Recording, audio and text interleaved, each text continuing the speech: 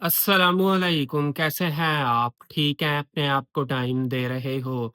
अपने आप को टाइम दिया करो और मुस्कुराते रहा करो, ज़िंदगी बेहतर बनेगी। मुस्कुराएँ और वीडियो को आगे देखें। आज हम बात करेंगे अगर आपकी कदर नहीं है, आपको ऐसा फ़ील होता है कि जैसे आपकी वो वर्थ, वो वैल्यू नहीं रही किसी इंसान के सामने, तो इस वीडियो को सुनो गौर से, समझो चीज़ों को।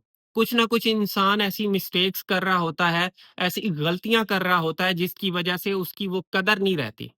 फिर वो रोता है, चीखता है, चिल्लाता है, सर में दर्द होता है और इंसान को क्रेविंग होती है कि मुझे वो पहले वाली वैल्यू मिले।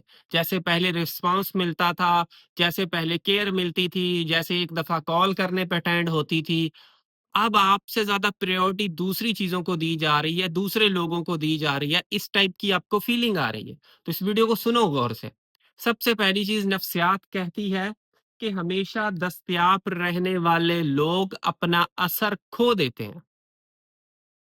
हमेशा दस्तयाब रहने वाले लोग अपना असर असूख खो देते हैं। अगर आप किसी इंसान के पास हर वक्त दस्तयाब हो, तो अपना असर रसूख खो चुके हो। दस्तयाब आप हो कहीं न कहीं। ऐसे दस्तयाब हो कि उसने एक आवाज़ दी, आप उसके पास पहुँच गए। और यहाँ तक कि उसने आवाज़ नहीं दी फिर भी पहुँच जाते हो कि जी, जी हज़ूर कोई काम तो नहीं है। जी हज़ूर हम बैठे हैं। उसने आवाज़ नहीं दी फिर भी पहुँच गए। कहने का समझाने का ये मकसद है कि अगर आप दस्तयाब रहोगे तो आपकी वैल्यू नहीं होने वाली। अब यहाँ पे कतन ये नहीं बोला जाएगा कि आप दस्तयाब ही ना हो, बिल्कुल डिसअपीयर हो जाएँ, ये भी नहीं है। लेकिन कम से कम एक आप अपना एक एक एक बाउंड्री बनाओ कि यार मैंने इतना दस्तयाब होना है, इससे ज़्यादा नहीं होना।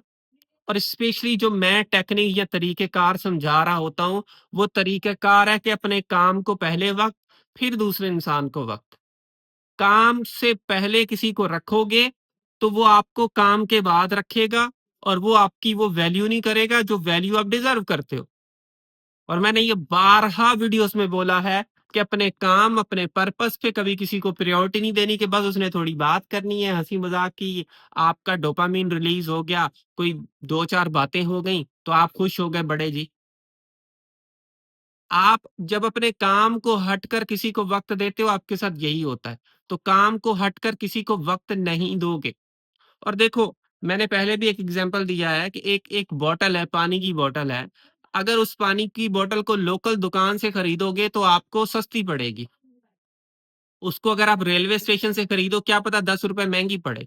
मोटरवे से खरीदोगे तो ₹20 महँगी पड़ेगी। आपने देखा होगा मोटरवे पे जो सर्विस एरियाज़ होते हैं, उनके रेट कितने हाई होते हैं।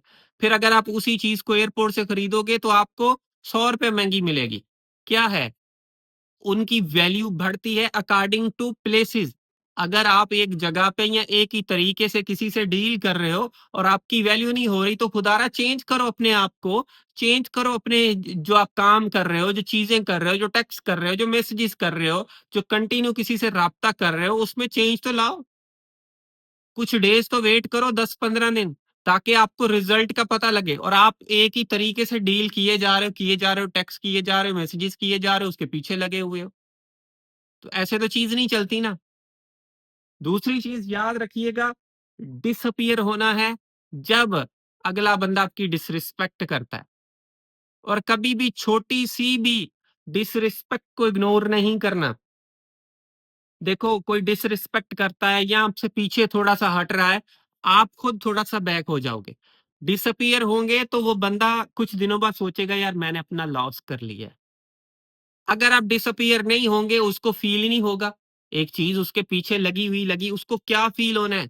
जब आप र बैठ गए तो उसको फ़ील होगा यार ये चीज़ कहाँ गई?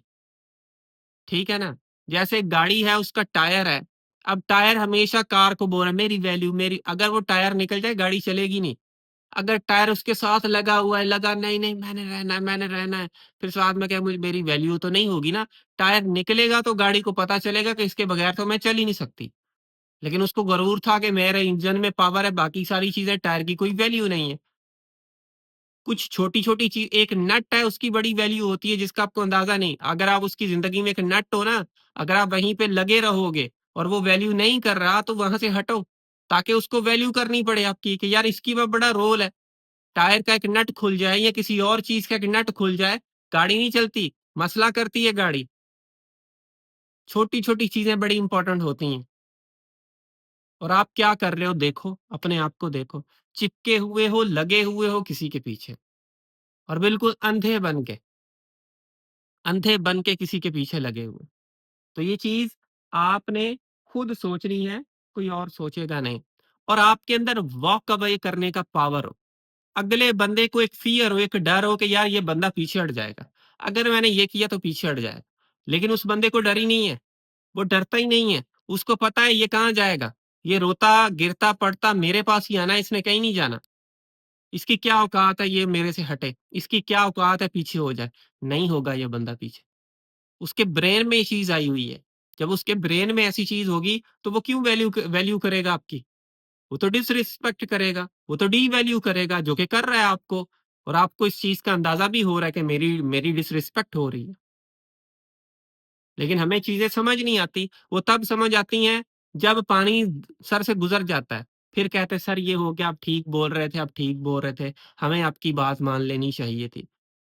तो टाइम से बात मानो ना, बाद में और मसले होंगे। टाइम से करो चीज़ें सॉर्ट आउट। क्या ये रिश्ता बस रिश्ता है जी, उसके साथ जी मेरा रिश्ता है, बस बस दुनिया ही वो है। भाई दुनिया क्यों वो है? क्यों दुनिया वो है? उसके अलावा बड़े काम हैं, बड़ी चीज़ें हैं दुनिया में, जो देखनी है, जो आपकी ज़िम्मेदारियाँ हैं, जिसके लिए अल्लाह ने भेजा है, कभी उसका सोचा है? किसी शख्स की मोहब्बत इतनी बढ़ गई है कि आप अल्लाह को भूल गए, उसके अहकामात को भूल गए। सोचो ज़रा, सोचो। अगर सिर्फ़ और सिर्फ़ अल्लाह के अहकामात को पूरा करना शुरू कर दो, फिर भी आपका ये मसला ठीक हो जाएगा, सामने वाला वैल्यू देना शुरू कर दे। जो हमारे ऊपर फ़र्ज़ हैं, हम उनको पूरा नहीं करते। फ़र्ज़ों में भी वो बंदा दिमाग में चलता है। सोचो ज़रा हम क्या कर रहे हैं? सोचो, ठीक है ना? आँख खोलें, यहाँ पे ये आँख खोलना बड़ा ज़रूरी है, ये ज़हन में रखो। और मैंने पहले भी 1-2 वीडियोज़ में बोला है, जिस चीज़ की सप्लाई बढ़ेगी उसकी डिमांड कम हो जाएगी। मार्केट के अंदर, ट्रेडिंग के अंदर भी शायद ऐसा होता है। जिस चीज़ की सप्लाई बढ़ना शुरू हो जाती है, उसकी डिमांड कम हो जाती है। क्योंकि सप्लाई ज़्यादा हो रही है, तो उसकी वैल्यू कम होती जाएगी। टमाटर, प्याज़, कोल्ड ड्रिंक, पानी, कोई भी चीज़ है, नमक है, जिसकी सप्लाई बढ़ गई, तो उसकी डिमांड कम हो जाएगी, उसकी वैल्यू कम हो जाएगी। अगर आप सप्लाई बढ़ा रहे हो, किसी बंदे को सप्लाई दिए जा रहे हो और आप ये एक्सपेक्ट कर रहे हो कि जी वैल्यू बढ़े, नहीं बढ़ेगी। पाकिस्तान में नमक ज़्यादा है, यानी कि उसकी सप्लाई ज़्यादा है, तो उसकी डिमांड कम है, उसका रेट कम है। इंडिया के अंदर नमक कम है, तो यानी कि उसकी सप्लाई कम है, तो उसकी डिमांड ज़्यादा है। वहाँ पे मेरे ख़्याल में नमक महँगा है, पाकिस्तान में महँगा नहीं है। किस रीज़न की वजह से? सप्लाई डिमांड का चक्कर है, जिसको समझो। अगर आप अपनी सप्लाई बढ़ाओगे तो आपकी डिमांड कम हो जाएगी। सप्लाई कम करोगे, आपकी डिमांड बढ़ना शुरू हो जाएगी किसी इंसान की ज़िंदगी में। तो ये चीज़ आपने ही देखनी है, कोई और बंदा इस चीज़ को सॉल्व नहीं करेगा। मुझे उम्मीद है आपने इस वीडियो से कुछ ना कुछ चीज़ें ज़रूर सीखी होंगी। So thank you for watching this video. आखिर में मेरी आप सब लोगों के लिए दिल से दुआ है, अल्लाह आपको खुशियाँ दे और आपके सारे गम धो दे। आमीन सुम्मा आमीन। अल्लाह हाफ़िज़।